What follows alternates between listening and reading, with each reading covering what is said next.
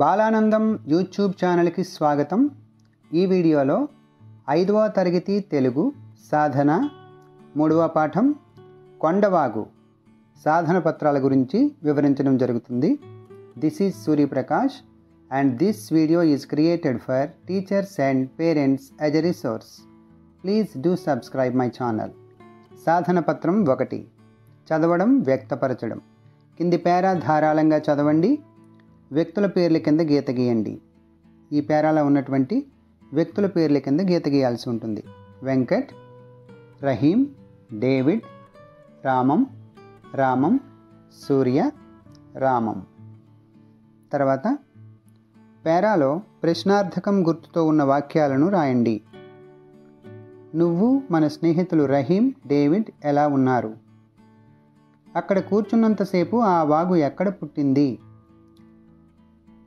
అక్కడికి ఎలా వచ్చింది? ఆ ప్రదేశానికి వెళ్దామా? తర్వాత నిఘంటు ఆధారంగా పదాలకు అర్థాలు రాయండి. కామధేనువు, కోరిన వరాలిచ్చే ఆవు. మేట, ఇసుక ప్రదేశం.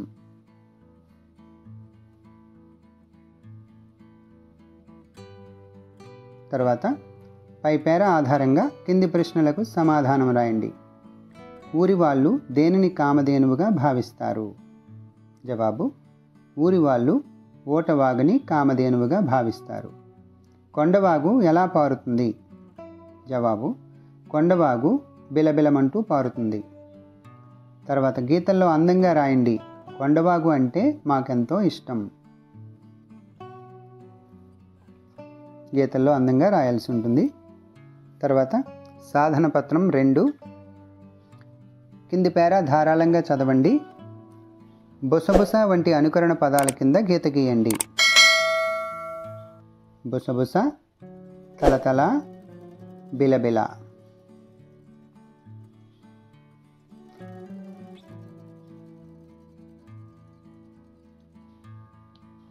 తర్వాత నిఘంటు ఆధారంగా పదాలకు అర్థాలు రాయండి. సంధ్యవేళ, సాయంత్రంకి రాత్రికి మధ్య సమయం. జాలువారు, జారుతున్న. ప్రొద్దు, రోజు, దినం. తర్వాత పై పేర ఆధారంగా కింది ప్రశ్నలకు సమాధానం రాయండి. 1. బండ మీద కూర్చొని చూస్తుంటే కొండవాగు ఎలా కనిపించింది? జవాబు: సూర్యకాంతి పడి పాయలన్నీ తలతల మెరుస్తూ కనిపించాయి. 2. కూర్చోవడానికి ఉపయోగించే వస్తువుల పేర్లు రాయండి. మంచం, చాప, బల్ల. తర్వాత గీతల్లో అందంగా రాయండి.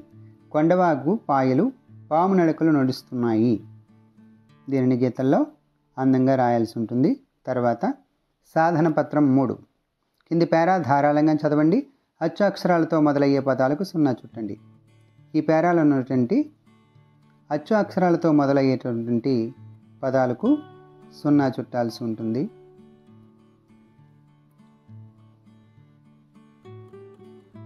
తర్వాత నిఘంటు ఆధారంగా పదాలకు అర్థాలు రాయండి. సౌందర్యం, అందం, విన్యాసాలు, నైపుణ్యాలు. తర్వాత పై పేరా ఆధారంగా కింది ప్రశ్నలకు జవాబులు రాయండి. 1. దూరం నుండి చూస్తే ఇల్లు ఎలా కనిపించాయి? జవాబు: కొండపల్లి బొమ్మల్లా కనిపించాయి. భూమి ఆకాశాలు కలిసే చోట ఆకాశం ఎలా ఉంది? జవాబు: ఎర్రని మంటతో పొగలు కక్కుతున్నట్టు ఉంది. 3. ఆకాశంలో మబ్బులు ఎలా ఉన్నాయి?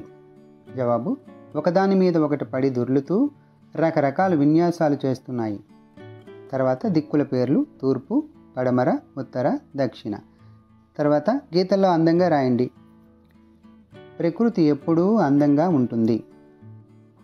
దీన్ని గీతల్లో అందంగా రాయాల్సి ఉంటుంది.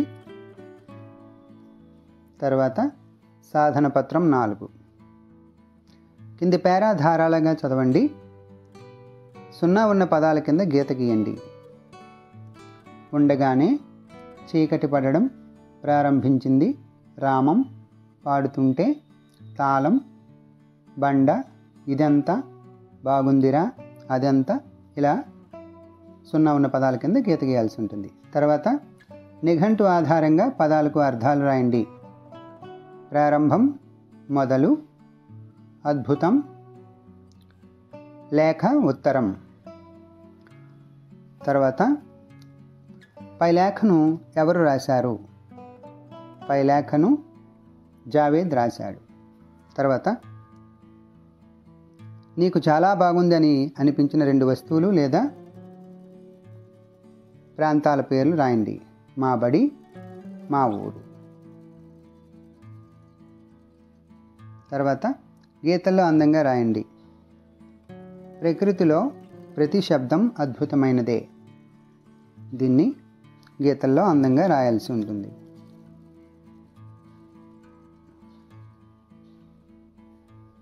తర్వాత సాధన పత్రం 5. కింది పేరా చదవండి. 5 అక్షరాల పదాల కింద గీత గీయండి. అత్యద్భుతంగా, కనిపించింది, పింజమబ్బులు, రకరకాల, కదులుతున్నాయి, నడుస్తున్నట్టుగా, తొక్కుతున్నట్టు, అనిపించాయి, పశ్చిమానికి, కలిసే చోట, క్రక్కుతున్నట్టు. తర్వాత కింది పదాలకు సంబంధించిన వాక్యాలు రాయండి. ఆకాశం. ఆకాశం ఆ ఎత్తు నుండి చూస్తే అత్యద్భుతంగా కనిపించింది. ఆకాశం ఎర్రని మంటలో పొగలు క్రక్కుతున్నట్లు ఉంది. మేఘాలకు కూడా రాయాల్సి ఉంటుంది. తర్వాత కింది కథను చదవండి. ప్రశ్నలకు జవాబులు రాయండి. విజయ్, కార్తీక్ మంచి స్నేహితులు. రోజు బడికి వేళకు వెళ్ళేవారు. ఈ విధంగా కథ ఇవ్వడం జరిగింది. ఈ కథ చదివి కింద ఇచ్చినటువంటి ప్రశ్నలకు సమాధానాలు రాయాల్సి ఉంటుంది. 1. విజయ్, కార్తీకులకు ఉన్న మంచి అలవాటు ఏమిటి? జవాబు: తినుబండారాలు అందరితో కలిసి పంచుకొని తినడం. 2. పిల్లలంతా విజయ్, కార్తీకులను అడిగిన ప్రశ్న ఏమిటి? జవాబు: అందరితో కలిసి పంచుకుని తినే అలవాటు మీకెలా వచ్చింది? 3. ఆహారం దొరికినప్పుడు కాకులు ఏం చేస్తాయి? జవాబు: కాకులు కావు కావుమంటూ అన్ని కాకులని పిలుస్తాయి. 4. నేర్చుకోవాలే కానీ డ్యాష్ మనకు చాలా నేర్పుతుంది. ప్రకృతి. ఈ కథకు పేరు పెట్టండి. మంచి అలవాటు. తర్వాత సాధన పత్రం 6. పదజాలం. కింది గల్లలో అడవికి సంబంధించిన పదాలు రాయండి. ఉదాహరణ: చెట్లు, పక్షులు, కుంకుళ్ళు, తేనె, జంతువులు. తర్వాత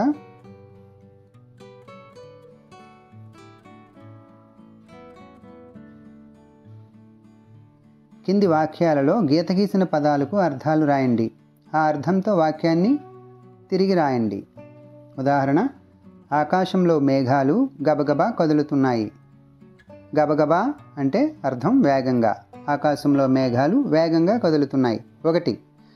విరగబూసిన మల్లెపూలు చూడచక్కగా ఉన్నాయి. చూడచక్కగా అర్థం అందంగా. విరగబూసిన మల్లెపూలు అందంగా ఉన్నాయి. 2. పుట్టలలో సర్పాలు నివసిస్తాయి.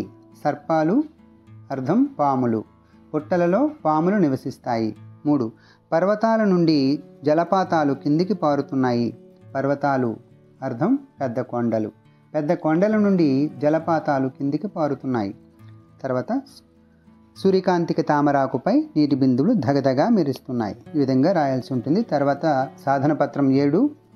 కష్టసుఖాలు. కష్టము, సుఖము అనే 2 పదాలు కలిసి కష్టసుఖాలు అనే ఒకే పదంగా రాశాం. ఈ పదాన్ని జంట పదం అంటారు. ఇటువంటి కొన్ని జంట పదాలు రాయండి. ఉదాహరణ: కష్టసుఖాలు, తల్లిదండ్రులు, పాడి పంటలు, ఆటపాటలు, దాన ధర్మాలు, ఈడు జోడు, పాపపుణ్యాలు, చదువు సంధ్యలు, అన్నదమ్ములు.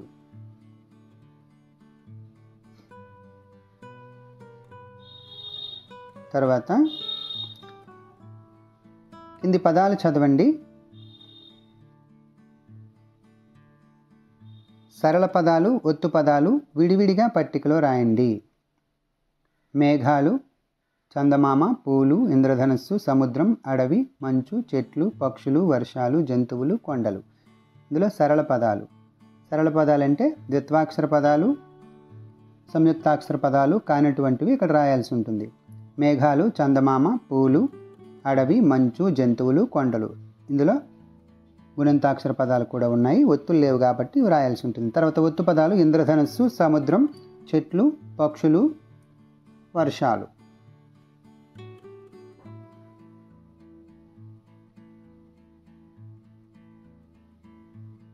తర్వాత పాఠం ఆధారంగా కింది పదానికి సంబంధించిన వర్ణన పదాలు రాయండి.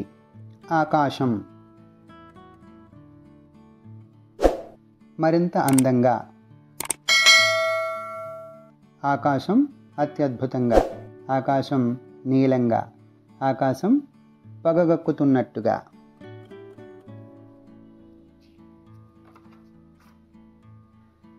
తర్వాత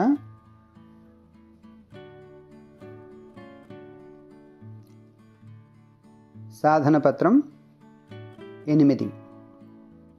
ఆ. ఇంద్రధనుస్సును హరివిల్లని కూడా అంటారు. వర్షం వచ్చే సమయంలో ఇంద్రధనుస్సు ఆకాశంలో కనిపిస్తుంది. ఈ ఇంద్రధనుస్సులో కనిపించే రంగుల పేర్లు రాయండి. ఇంద్రధనుస్సు ఊదా రంగు, ఇంద్రనీలం ఎరుపు, నీలం ఆకుపచ్చ, పసుపు, నారింజ రంగు.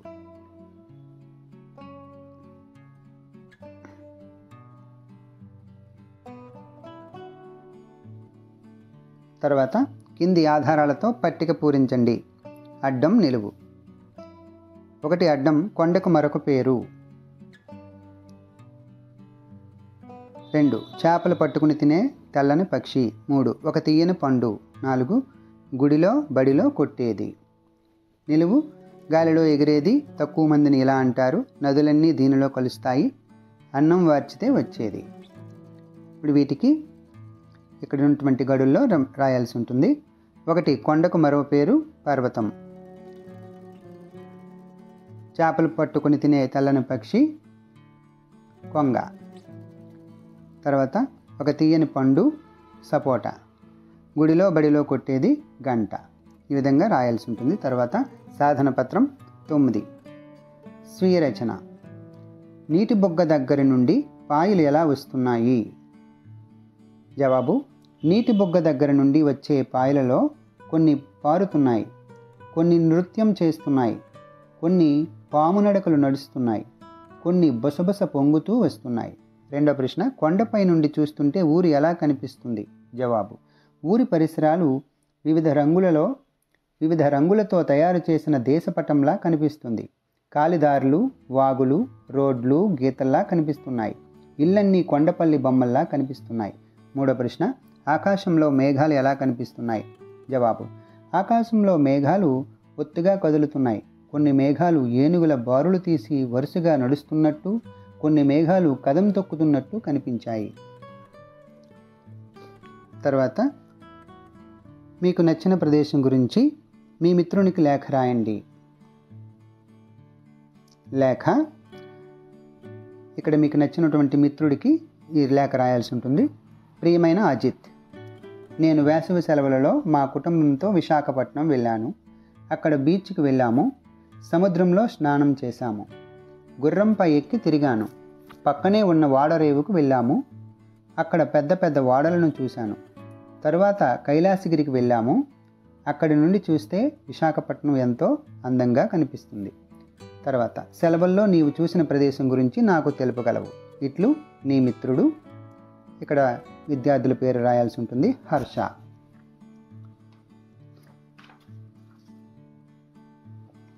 తర్వాత సాధన పత్రం 10. భాషాంశాలు. కింది వాక్యాలలో నామవాచకాన్ని, సర్వనామాన్ని గుర్తించండి. వాటి కింద గీత గీయండి. 1 వీరన్న పొలం వెళ్ళాడు, అతడు మామిడికాయలు కోశాడు. ఇక్కడ నామవాచకం వీరన్న, సర్వనామం అతడు. తర్వాత సునీత వినీత బజారుకు వెళ్ళారు, వాళ్ళు కూరగాయలు కొన్నారు. సునీత వినీత నామవాచకాలు, వాళ్ళు అనేది సర్వనామం. 3 పిల్లి పాలు తాగింది, అది మ్యావ్ మ్యావ్ అంటూ పారిపోయింది. ఇక్కడ పిల్లి నామవాచకం, అది అనేది సర్వనామం. ఈ విధంగా రాయాల్సి ఉంటుంది. తర్వాత కింది వాక్యాలను పరిశీలించండి. ఖాళీల్లో సరైన సర్వనామాన్ని రాయండి. ఆనంద్ చెరువుకు వెళ్ళాడు, అతడు చేపలు పట్టాడు. 2 విశాఖపట్నంలో బీచ్ ఉంది, అది సుందరమైన నగరం. 3 నెమలి అందమైన పక్షి, దానికి అందమైన ఈకలు ఉంటాయి. 4 రాజు హోటల్కు వెళ్ళాడు, అతడు పూరి తిన్నాడు. 5 సిరి సంగీతం నేర్చుకుంది, ఆమె పాటలు బాగా పాడుతుంది. ఈ విధంగా సర్వనామాలు రాయాల్సి ఉంటుంది. Please do subscribe my channel.